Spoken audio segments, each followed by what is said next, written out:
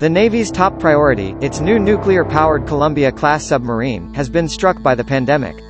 Workers' absences at a critical supplier have delayed construction and welding of the boat's missile tubes by several months, a senior Navy official said today, and the service is scrambling to make that time up. While the service and its contractors are looking for ways to reclaim that time, the situation is something that Navy and Pentagon officials have most feared. Large-scale work on the first of the 12 planned Columbia submarines is slated to kick off in 2021, with deliveries starting in 2030, just in time to begin replacing the Cold War-era Ohio-class subs as the Navy's leg of the nation's nuclear triad. The subs will carry 70% of the warheads allowed by the New START treaty with Russia.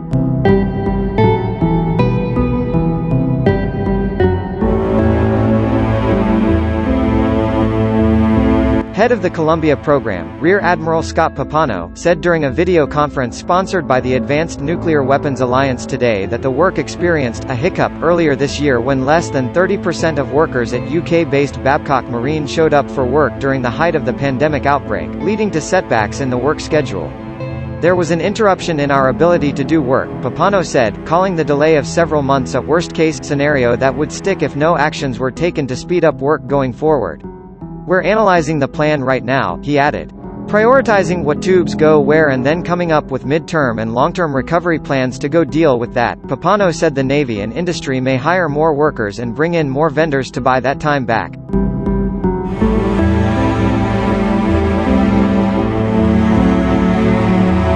The missile tubes have already caused the service some pain. In 2018, contractor BWX contracted to deliver 3 tubes to Electric Boat, discovered problems before the tubes were delivered, eventually paying $27 million to fix the problems. The company later said it is considering getting out of the missile tube business with the Navy, leaving Base Systems as the only U.S.-based company capable of doing the work.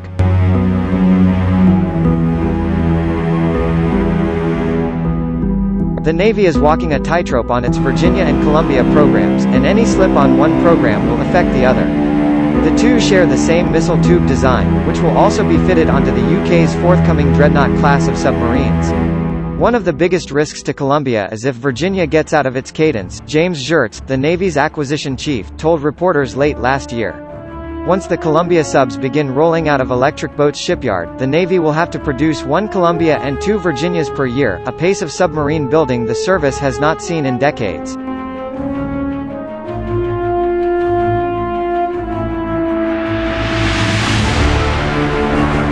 But Columbia will remain the Navy's top focus. Ziertz said he's structured both programs in a way that the shared supplier base is aware of what's needed well in advance, but if not, we can back off a little to make sure Columbia is successful. Despite the setback, Babcock's workforce has recovered in recent weeks, and essentially they're above 90% capacity on the production line, Pappano said. So my assessment is they're essentially back up, or close to it, not where they were before the virus struck.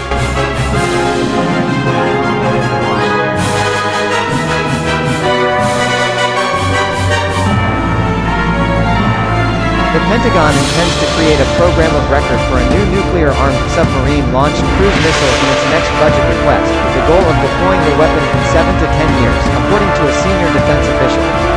Speaking on condition of anonymity during a visit to Minot Air Force Base this week, the official noted that the department is going through an analysis of alternatives, or AOA, the process for the weapon, which was first announced during the rollout of the Nuclear Posture Review.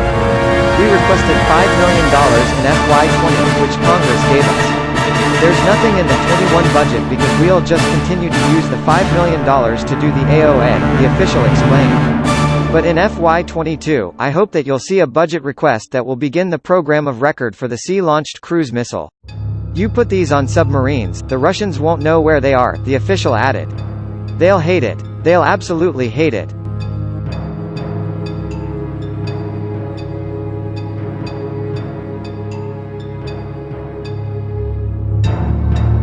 As part of the Nuclear Posture Review, rolled out in early 2018, the Trump administration said it would seek 2 new nuclear capabilities, a low-yield warhead for the submarine-launched ballistic missile, and a sea-launched nuclear-capable cruise missile.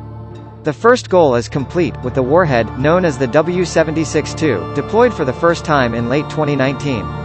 The official said the department is still sorting how much money the program might cost, but pointed to the estimated price tag for the Long-Range Standoff Weapon, or LRSO, a new air-launched cruise missile, as a rough estimate.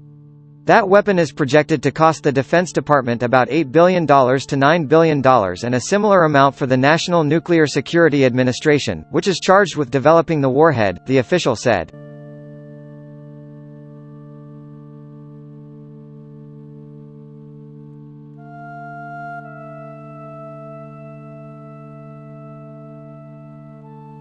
Do you put it on a surface ship? Do you put it on a submarine? Do you use a new missile or an existing missile? How far does it have to travel? We're looking at all of this. And then you also have to look at the concept of operations. How you want them to operate. Do you store the weapons on the sub all the time, or do you bring them into port and bring them in a crisis? The official said.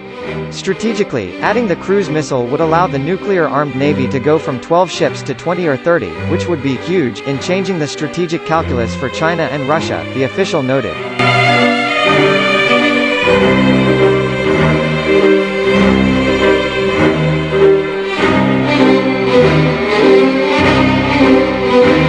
The official emphasized that the weapon doesn't need to be a brand new design, saying, it doesn't have to be a big deal to design and procure. The SLCM, submarine-launched cruise missile, doesn't have to be a big deal. It could be the same warhead. We're going to look into that, the official added. A conventional Tomahawk weapon has a rough range of 1,250 to 2,500 kilometers, and the range on the new SLCM would likely be longer, as a nuclear warhead weighs less than a conventional payload. The Navy is already investing in its next-generation land attack weapon, which could provide a more updated system on which to base the SLCM. The warhead could be a modification of the W-84, the warhead from NNSA that will be paired with the LRSO.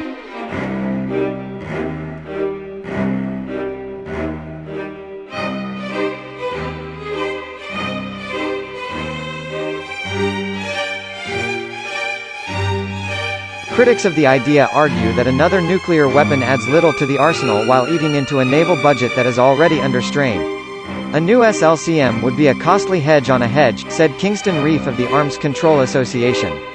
The United States is already planning to invest scores of billions of dollars in the B-21 bomber, LRSO and F-35A fighter jet to address the area access area denial challenge. The Navy is unlikely to be pleased with the additional operational and financial burdens that would come with renuclearizing the surface or attack submarine fleet. Additionally, arming attack submarines with nuclear SLCMs would also reduce the number of conventional Tomahawk SLCMs each submarine could carry, Reef said.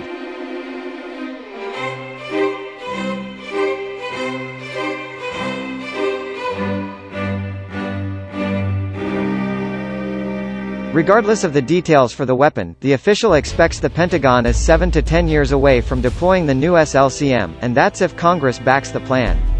Democrats have raised objections to the Trump administration's plans for new nuclear weapons before but ultimately did not block the W-76-2 project from moving forward.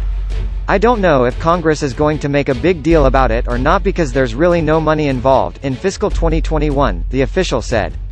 But it is a new weapon system, and unlike the W-76-2, where you're replacing a large warhead for a small warhead, here you're actually introducing more deployed capabilities. But again, it's 7 to 10 years.